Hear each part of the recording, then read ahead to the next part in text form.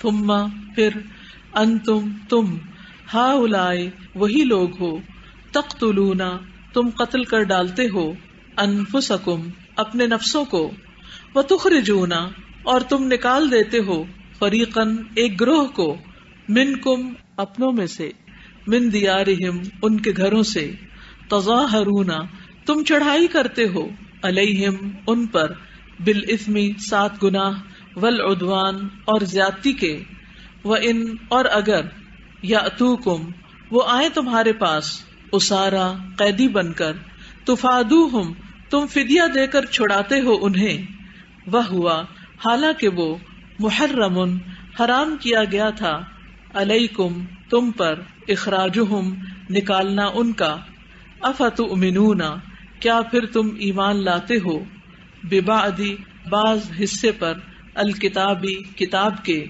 وتکفرون اور تم کفر کرتے ہو ببعض ساتھ بعض کے فما تو نہیں جزاء بدلہ من اس کا جو یفعل کرتا ہے ذالک یہ منکم تم میں سے الا مگر خزی رسوائی فی الحیاتی زندگی میں الدنیا دنیا کی ویوم اور دن القیامتی قیامت کے یردونا وہ لوٹائے جائیں گے الی طرف اشد شدید ترین العذاب عذاب کے وما اور نہیں اللہ اللہ بغافل غافل اما اس سے جو تعملون تم عمل کرتے ہو.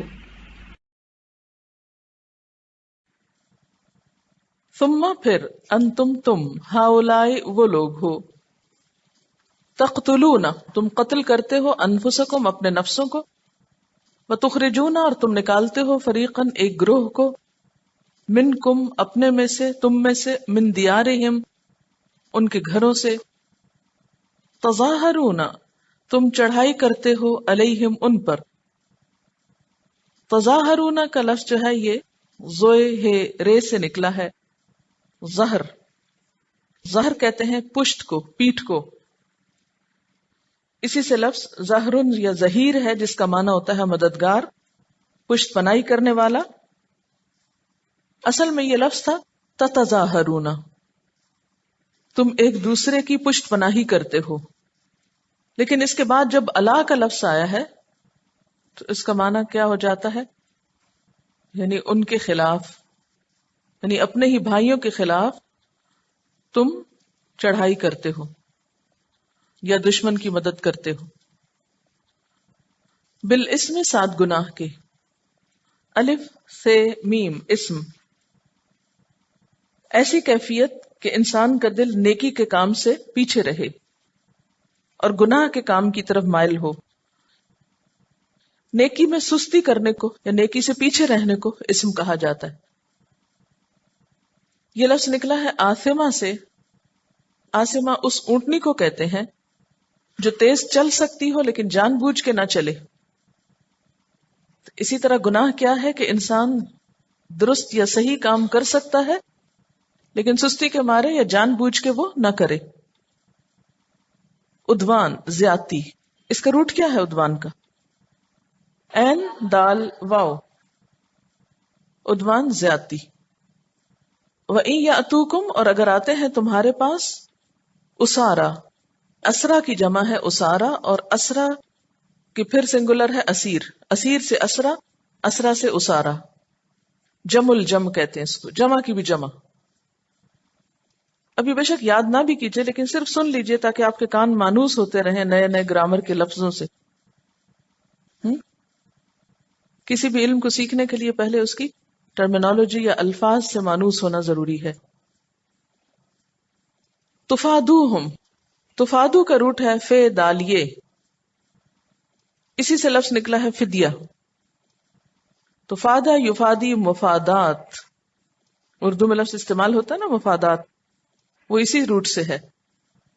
لیکن یہاں مراد کیا ہے کوئی رقم دے کر عوض معاوضہ دے کر کسی کو چھڑا لینا. تم ان کو فدیہ دے کر قید سے چھڑا لیتے ہو. وہ ہوا حالانکہ وہ محرم حرام کیا گیا ہے. علیکم تم پر، اخراجہم ان کا نکالنا، افتؤمنون کیا پھر تم ایمان لاتے ہو، ببعض الکتاب ساتھ کتاب کے بعض حصے کے، وتکفرون اور تم کفر کرتے ہو ببعض ساتھ بعض کے، فما جزاؤ تو کیا بدلہ ہو، کیا سزا ہو. یہاں جزا بیسیکلی کس معنی میں استعمال ہو رہا ہے؟ سزا کے معنوں میں، کیونکہ عربی میں جزا اور سزا دونوں کے لیے استعمال ہوتا ہے بدلے کے معنوں میں. من یفعل جو کرے ذالک یہ بات منکم تم میں سے الا مگر خزیٌ رسوائی، ایسی ذلت جس سے شرم آئے، اپنے برے اعمال کی وجہ سے دوسروں کی نگاہ سے گر جانا. یعنی خزی کون سی رسوائی ہوتی ہے؟ جس میں اپنا ہی قصور ہو. فی الحیات الدنیا دنیا کی زندگی میں، ویوم القیامت اور قیامت کے دن کیا ہوگا، یردون وہ پھیرے جائیں گے. روٹ کیا ہے؟ رد، رے دال دال. رد کا کیا معنی ہوتا ہے؟ جب آپ کوئی چیز رد کرتے ہیں تو کیا کرتے ہیں؟ سوچیے ذرا، امیجن کیجئے نا، تاکہ آپ کو لفظ مشکل نہ لگے. آپ نے کوئی چیز رد کر دی تو کیا کیا؟ ریجیکٹ کر دیا، واپس لوٹا دیا، پھیر دیا، پلٹا دیا. تو یردون وہ پلٹائے جائیں گے، لوٹائے جائیں گے، الا طرف اشد العذاب شدید عذاب کے، سخت عذاب کے. وما اللہ اور نہیں ہے اللہ تعالی بغافل غافل عما تعملون اس سے جو تم عمل کرتے ہو. ثم انتم ہؤلاء تقتلون انفسکم تم تو وہ لوگ ہو کہ جنہوں نے اپنے نفسوں کو یعنی اپنے ہی بھائیوں کو قتل کیا. تم تو اپنے بھائیوں کو قتل کرتے ہو. وتخرجون فریقا منکم من دیارہم اور اپنے میں سے ہی ایک گروہ کو ان کے گھروں سے بھی نکال دیتے ہو، یعنی بالکل اپنے کیے ہوئے وعدے کے الٹ کرتے ہو. تظاہرون علیہم بالاسم والعدوان تم ان پر چڑھائی کرتے ہو گناہ اور زیادتی کے ساتھ، یعنی اپنے بھائیوں کی مدد کرنے کی بجائے ان کے خلاف دشمن کی مدد کرتے ہو. اور اس کام میں گناہ بھی ہے، زیادتی بھی ہے. گناہ کیسے ہے؟ یہ کہ اللہ کے حکم کی خلاف ورزی ہے. اور زیادتی کیا ہے؟ حقوق العباد کی پامالی ہے، اپنے ہی بھائیوں پر چڑھائی ہے. اور اس کے ساتھ ساتھ مزید یہ کہ احکام الہی کا مذاق اڑاتے ہو. وہ کس طرح؟ وَإِن يَأْتُوكُمْ أُسَارَىٰ اگر وہ آتے ہیں تمہارے پاس قیدی بن کر، یعنی تمہاری باہم لڑائی میں جب وہ دشمن کے ہاتھوں قید ہو جاتے ہیں، تُفَادُوهُمْ تو تم فدیہ دے کر ان کو چھڑا لیتے ہو. وَهُوَ مُحَرَّمٌ حالانکہ وہ حرام کیا گیا تھا، علیکم تم پر، اخراجہم ان کا نکالنا، ان کا گھروں سے نکالنا ہی حرام تھا. لیکن اس حکم کو تو تم نے نہیں مانا. ہاں، ایک اور حکم جو تمہیں دیا گیا تھا کہ اگر تمہارا اپنا کوئی بھائی دشمن کے ہاتھوں قید ہو جائے تو فدیہ دے کر چھڑانا، اس حکم پر تم عمل کر لیتے ہو. افتؤمنون ببعض الکتاب کیا پھر تم کتاب کے بعض حصے پر ایمان لاتے ہو؟ کون سی بات یہاں خاص طور پر کہ بھائیوں کو فدیہ دے کے چھڑاتے ہو. وتکفرون ببعض اور بعض باتوں کا کفر کرتے ہو. کس بات کا کفر؟ کہ ان کے خون نہ بہانا اور انہیں گھروں سے نہیں نکالنا، یہ بات تم مانتے نہیں ہو. فما جزاؤ تو کیا سزا ہو، کیا بدلہ ہو، اس کے ساتھ ہونا کیا چاہیے. من یفعل ذلک منکم جو بھی تم میں سے ایسا کام کرے، الا خزی فی الحیات الدنیا مگر یہ کہ دنیا میں وہ ذلیل و رسوا ہو، خوب اس کی ذلت ہو، بے عزتی ہو. ویوم القیامت اور قیامت کے دن یردون الی اشد العذاب یہ پھیرے جائیں گے شدید عذاب کی طرف. یہ پھیرے کیوں جائیں گے؟ کیونکہ جب یہ عذاب میں ڈالے جائیں گے نا تو اس سے کیا کریں گے؟ نکلنے کی کوشش کریں گے. جب باہر آنے لگیں گے تو پھر لوٹا دیے جائیں گے، یعنی ان کو عذاب سے نکلنے نہ دیا جائے گا، یہ مراد ہے. وَمَا اللَّهُ بِغَافِلٍ عَمَّا تَعْمَلُونَ اور اللہ اس بات سے غافل نہیں ہے جو اعمال تم کر رہے ہو. اب آپ دیکھیے کہ جو آج کا اہم نقطہ ہے وہ ہے افتؤمنون ببعض الکتاب وتکفرون ببعض، کیا تم کتاب کے بعض حصے کو مانتے ہو اور بعض کا انکار کرتے ہو؟ اب ہمیں اس آیت کی روشنی میں اپنے عمل کا جائزہ لینا ہے، اور اپنے میں سے بھی میرے کا، بحیثیت قوم ہم کیا کر رہے ہیں اور بحیثیت انسان کے میں کیا کر رہی ہوں۔ اللہ تعالیٰ پوچھ رہے ہیں، ایک سوال کر رہے ہیں آپ سے، سوال کیا ہے؟ افتؤمنون ببعض الکتاب وتکفرون ببعض، کیا تم کتاب کے بعض حصے کو مانتے اور بعض کو نہیں مانتے؟ کیا میں قرآن پاک کی تمام تعلیمات کو مانتی ہوں یا کچھ کو نہیں مانتی؟ وہ کون سی باتیں ہیں جو میں اب تک نہیں مانتی حالانکہ وہ قرآن پاک میں لکھی ہوئی ہیں یا میں وہ پڑھ چکی ہوں؟ تو واقعی جو کچھ آپ نے پڑھا ہے اس سب کو آپ مانتے بھی ہیں؟ جو احکامات پیچھے گزرے ہیں وہ درست ہے، سچی باتیں؟ یہ بات ہم زبان سے کہہ رہے ہیں یا عمل سے بھی؟ پیچھے کا پھر ایک دفعہ دوہرا کے دیکھیں کہ مجھے کیا کیا حکم اللہ تعالیٰ نے دیے ہیں کرنے کو، اور ان میں سے کون سی باتیں ہیں جو میں اب تک نہیں کر رہی، خاص طور پر نماز۔ ٹھیک ہے، اقیم الصلاۃ کا لفظ اب شاید تیسری دفعہ آ رہا ہے۔ کیا میری نمازیں پوری ہیں؟ اگر مجھ پہ زکوٰۃ فرض ہے تو کیا میں زکوٰۃ دیتی ہوں یا دے چکی ہوں؟ اور اس کے علاوہ بھی باقی تمام چیزیں آپ ایسا کیجئے، ایک فہرست بنائیے ان سارے احکامات کی، عمل کی باتوں کی جو پچھلے آدھے سے پارے میں گزر چکی، کہ کن کن چیزوں کا اللہ تعالیٰ نے مجھ کو حکم دیا ہے، اور اس میں ساتھ ہی والدین کے ساتھ احسان اور رشتہ داروں اور یتیموں اور مسکینوں کے ساتھ احسان بھی شامل کر لیجئے کہ ان سب کے ساتھ میرا کیا رویہ ہے۔ ٹھیک ہے، تو قرآن پاک جو ہے یہ محض علم میں اضافے کی کتاب نہیں ہے، بلکہ یہ ایک آئینہ ہے ہمارے لیے۔ قرآن پاک کیا ہے؟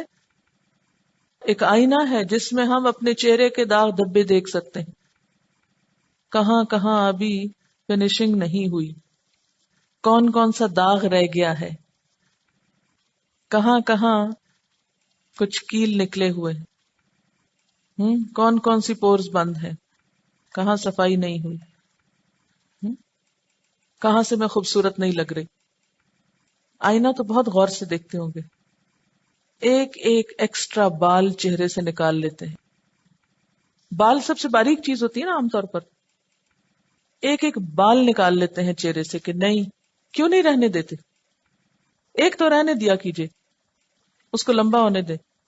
نہیں، کیوں؟ خوبصورتی متاثر ہوگی، خوبصورتی متاثر ہوگی تو کیا ہوگا؟ ہم دوسروں کی نگاہ میں گر جائیں گے۔ تو جب ہم اللہ تعالی کی بات نہیں مانتے تو کیا کوئی خوبصورتی متاثر نہیں ہوتی کہ ہوتی؟ پھر کس کی نگاہوں میں گر سکتے ہیں؟ اللہ تعالیٰ کی کیا فرق پڑتا ہے؟ کوئی فرق پڑتا ہے؟ کوئی فرق نہیں پڑتا۔ اسی لیے اللہ تعالیٰ کیا فرماتے ہیں؟ فما جزاء من يفعل ذلك منكم الا خزي في الحیات الدنیا، جو اللہ کی باتوں سے انکار کرے، جس قوم کے پاس اللہ کی بات آئے پھر وہ نہیں مانے، یا مرضی کی مانے مرضی کی چھوڑ دے، پھر ان کو دنیا میں ذلت ملتی ہے۔ آج امت مسلمہ کا حال ایسا کیوں ہے؟ اسی لیے ہے نا کہ ہم اپنی مرضی کی باتیں لیتے ہیں اس کتاب سے، خود نہیں بدلتے، قرآن کو بدل دیتے ہیں۔ ہم چاہتے ہیں کتاب بدل جائے، ہمیں نہ بدلنا پڑے، ہم جو کر رہے ہیں وہی کرتے رہیں۔ ایسا رویہ دنیا کے علاوہ آخرت کے لیے بھی نقصان دہ ہے، اور وہ کیا ہے؟ وَيَوْمَ الْقِيَامَةِ يُرَدُّونَ إِلَىٰ أَشَدِّ الْعَذَابِ، اور یردون کا ایک معنی یہ بھی ہو سکتا ہے کہ دنیا کی رسوائی سے نکلنے کے بعد عذاب کی طرف پھیر دیے جائیں گے۔ جیسے کہتے ہیں نا آسمان سے گرا کھجور میں اٹکا، تو وہ ایک مصیبت سے نکلنے کے بعد دوسری میں جا پڑیں گے۔ پھر یہ ہے کہ اللہ تعالیٰ نے یہاں ان کے حق کے انکار کی کچھ بات کی ہے کہ انہوں نے نبی صلی اللہ علیہ وسلم کو پہچاننے کے بعد آپ کا انکار کیا، اور اس انکار کی وجہ بغی بتائی گئی، بے غین۔ یہ کچھ اور صفات بھی ہوتی ہیں جو انسان کے حق کے قبولیت کے راستے میں رکاوٹ ہوتی ہیں، اور وہ کیا ہوتی ہیں؟ ایک ہوتی ہے عجب، عین جیم بے، عجب۔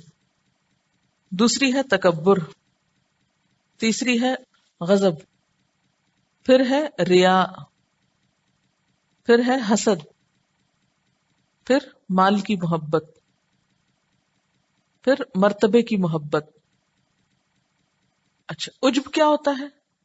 خود پسندی، اپنے بارے میں ایک ایسا احساس کہ میں بہت اچھا ہوں، اور اس کے نتیجے میں کیا؟ خود پسندی کے نتیجے میں کیا؟ کہ صرف وہ چیز لینا جو خود کو پسند آئے، خود کو بھائے یا خود کو سوٹ کرے، اور ہر چیز چھوڑ دینا کہ جو اس کے خلاف ہو۔ تکبر کیا؟ خود کو بڑی چیز سمجھنا۔ غضب کیا ہے؟ کسی پہ ناراضگی ہے تو اس کی کوئی بات قبول نہ کرنا۔ ریا کیا ہے؟ دکھاوا کرنا۔ جب انسان دکھاوے کا ہر کام کرتا ہے تو پھر حق کو چھوڑ دیتا ہے۔ پھر حسد، کہ جس سے دل خوش نہ ہو اس کی بات کیسے مانی جائے۔ پھر مال کی محبت، اور پھر مرتبے کی محبت۔ مرتبے کی محبت کیا ہوتی؟ اسٹیٹس کانشیس ہونا۔ تو یہ کچھ اسباب ہیں یا وجوہات ہیں جو انسان کو حق کی قبولیت میں رکاوٹ ڈالتے ہیں۔ اب سیلف انالیسس کیجئے کہ جب کوئی بات میں نہیں مانتی تو اس کی بنیادی وجہ کیا ہے، ان میں سے کون سی ریزن ہے؟ ٹھیک، اللہ تعالیٰ نے یہود سے 4 عہد دیے تھے۔ نمبر 1 کہ وہ ایک دوسرے کا خون نہیں بہائیں گے۔ نمبر 2 ایک دوسرے کو جلاوطن نہیں کریں گے۔ نمبر 3 ظلم اور زیادتی پر مدد نہ کریں گے۔ اور نمبر 4 فدیہ دے کر قیدیوں کو چھڑایا کریں گے۔ اب ہوا یہ کہ جب دنیاوی تعلقات کی وجہ سے جب اوس اور خزرج کے درمیان باہم جنگ ہوئی تو ان کے جو حلیف قبیلے تھے وہ بھی ساتھ شریک ہو گئے، اور اس طرح یہود بمقابل یہود کے آپس میں لڑ پڑے۔ اس طرح انہوں نے اللہ تعالی کے کچھ احکامات کی تعمیل نہ کی۔ کون سے؟ یہ حکم کہ تم ایک دوسرے کا خون نہیں بہاؤ گے، انہوں نے یہ حکم نہیں مانا اور ایک دوسرے کا خون بہایا۔ پھر اللہ تعالیٰ نے ان کو منع کیا تھا کہ تم ایک دوسرے کو اس کے گھر سے نہیں نکالو گے، تو انہوں نے ایک دوسرے کے خلاف جب جنگ کی تو انہیں ان کے گھروں سے بے گھر کیا۔ پھر اللہ تعالیٰ کا حکم تھا کہ تم ایک دوسرے کی ظلم اور زیادتی پر مدد نہ کرو گے، لیکن انہوں نے کیا کیا کہ اس حکم کو بھی توڑا۔ پھر ایک اور حکم تھا کہ تم قیدیوں کو فدیہ دے کر چھڑاؤ گے۔ تب ہوا یہ کہ جب باہم لڑائی میں ان کے اپنے ہی بھائی ان کے حلیفوں کے ہاتھوں پکڑے گئے تو پھر سارے اکٹھے ہو کر پیسے جمع کر کے ان کو چھڑانے چل پڑے۔ تو یہ اللہ تعالیٰ کی آیات اور اللہ کی کتاب کے ساتھ مذاق تھا۔ ایسا مذاق کرنے والوں کے لیے اللہ تعالیٰ نے کیا فرمایا؟ افتؤمنون ببعض الکتاب، کیا تم کتاب کے بعض حصے کو مانتے ہو؟ وتکفرون ببعض، اور بعض کا کفر کرتے ہو، بعض کا انکار کرتے ہو۔ فما جزاء من یفعل ذلک منکم، تو کیا بدلہ ہو، کیا جزا ہو، کیا سزا ہو اس شخص کی جو تم میں سے یہ حرکت کرے۔ کون سی حرکت؟ کہ کتاب کے کچھ حکم تو مان لے اور کچھ حکم چھوڑ دے۔ ایسے لوگوں کے لیے کیا ہے؟ الا خزی فی الحیات الدنیا، دنیا کی زندگی میں رسوائی ہے۔ ویوم القیامت، اور قیامت کے دن بھی یردون الی اشد العذاب، ایسے لوگ شدید ترین عذاب میں ڈالے جائیں گے۔ اور اللہ تعالیٰ ایسے لوگوں کی حرکات سے غافل نہیں ہے۔ یہ سب کچھ دنیا کے فائدوں کے لیے تو تم کرتے ہو، لیکن بے وقوف ہے وہ شخص جو اپنی آخرت کا نقصان کر کے دنیا کا تھوڑا سا فائدہ لے۔